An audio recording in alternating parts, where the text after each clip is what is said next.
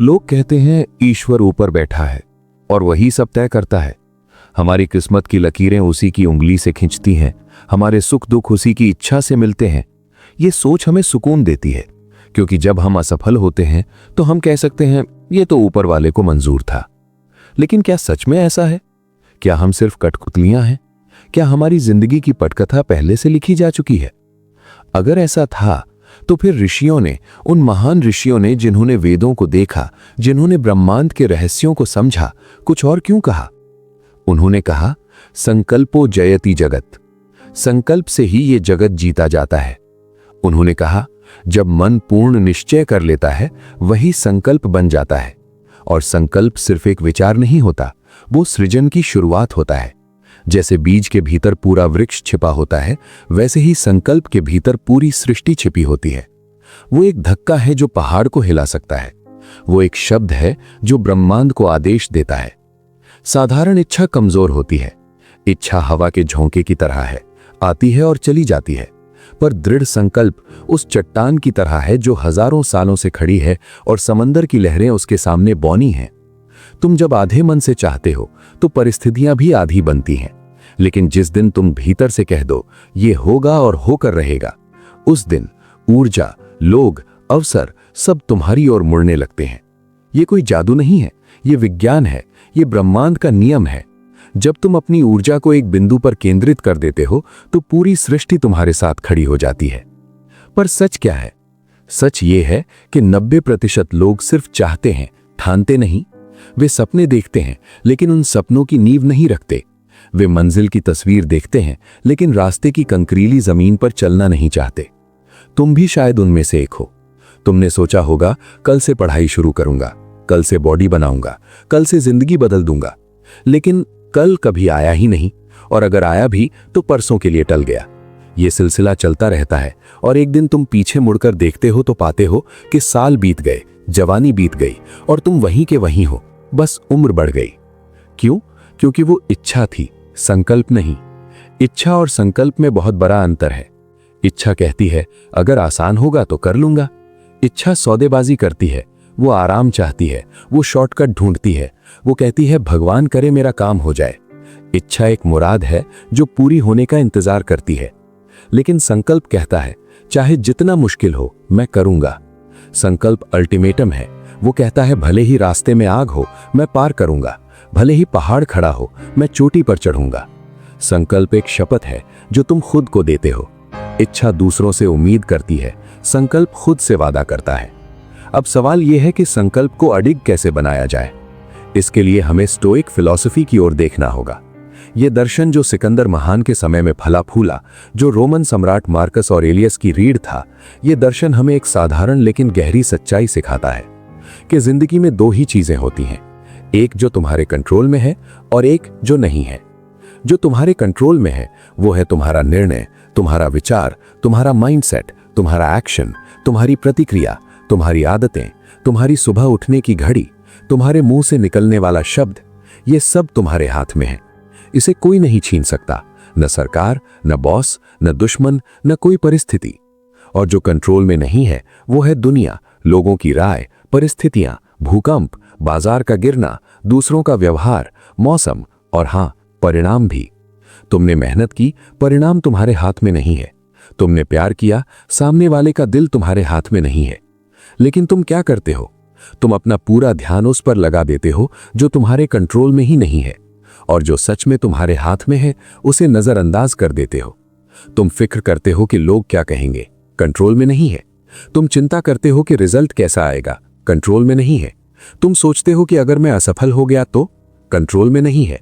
और इस चक्कर में तुम उन 5 चीजों को भूल जाते हो जो तुम कर सकते थे आज, अभी, इस वक्त।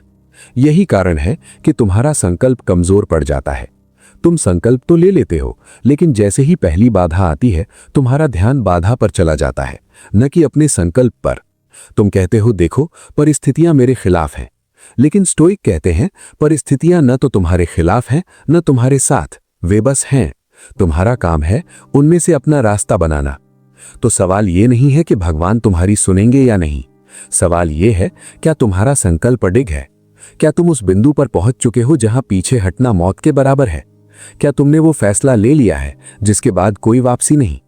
क्योंकि जब तक तुम्हारे पास बैकअप प्लान है तब तक तुम कभी भी अपनी पूरी शक्ति से नहीं लड़ोगे। बैकअप प्लान तुम्हारी ऊर्जा को बांट देता है, वो तुम्हें आधा कर देता है। जब तुम कहते हो अगर ये नहीं हुआ तो वो कर लूंगा, तो तुम पहले ही हार मान चुके हो। तुमने अपने संकल्प में एक छेद कर दिया है। जब तक तुम्हारे पास दूसरा ऑप्शन है तब तक तुम पहले ऑप्शन के लिए अपनी जान नहीं लगाओगे। इतिहास गवाह है, जिन्होंने अपने पीछे के पुल जला दिए वही आगे निकले। जब सिकंदर एशिया में उतरा तो उसने अपने जहाज जला दिए। उसने अपने सैनिकों से कहा, अब हमारे पास दो ही रास्ते हैं, या तो जीत या मौत, लौटने का कोई रास्ता नहीं। अगले 10 सालों में उसने पूरी दुनिया जीत ली। अगर तुम सच में अपनी जिंदगी बदलना चाहते हो तो तुम्हें संकल्प लेना नहीं, संकल्प जीना पड़ेगा। संकल्प को अपनी सांस बनाना पड़ेगा, अपनी रगों में बहाना पड़ेगा, ताकि जब दुनिया तुम्हें हिलाने की कोशिश करे तो तुम हिलो ही नहीं। अब आता है असली सवाल, संकल्प को अडिग कैसे बनाया जाए?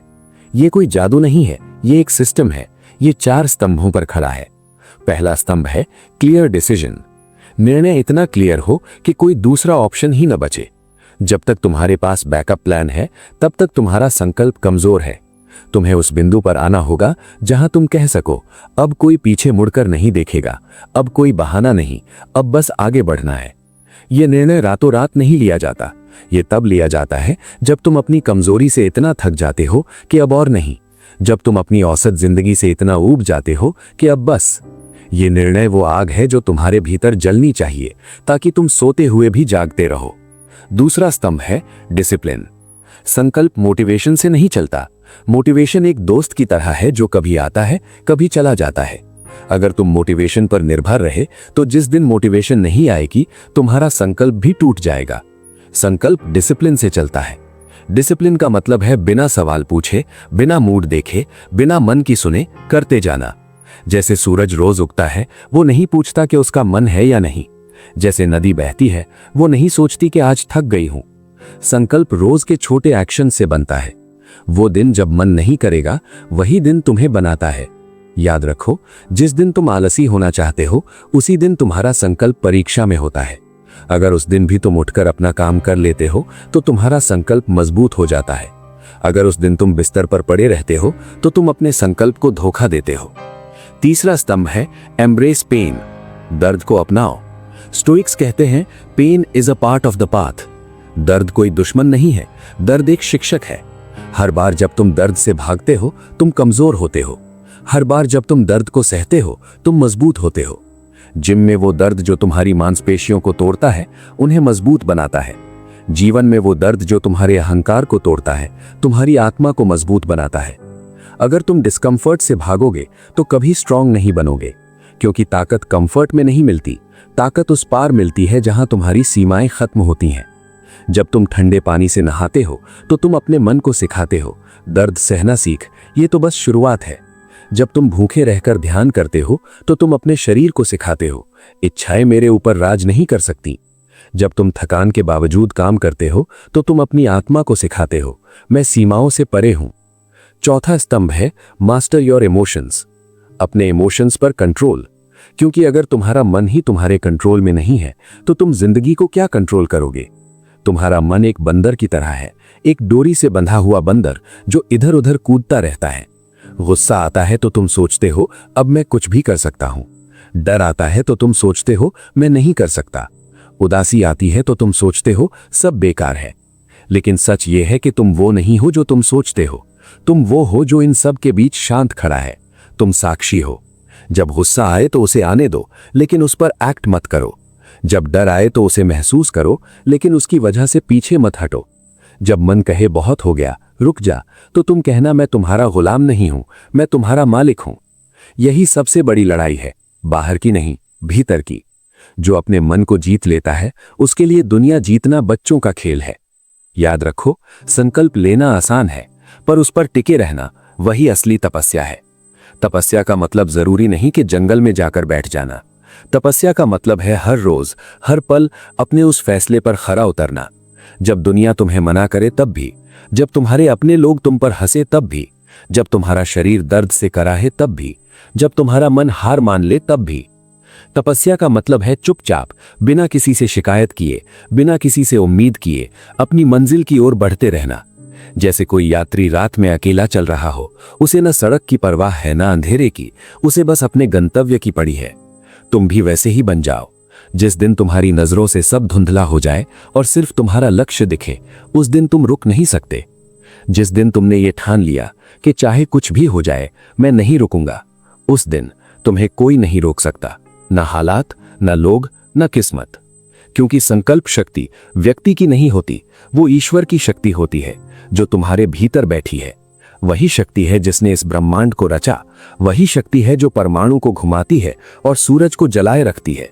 और जब तुम पूर्ण संकल्प के साथ खड़े होते हो तो वही शक्ति तुम्हारे माध्यम से काम करने लगती है। तुम्हें नहीं लगता कि यही कारण है कि एक माँ जब अपने बच्चे को बचाने के लिए दौड़ती है तो उसमें वो ताकत आ जाती है जो 10 आदमियों में नहीं होती?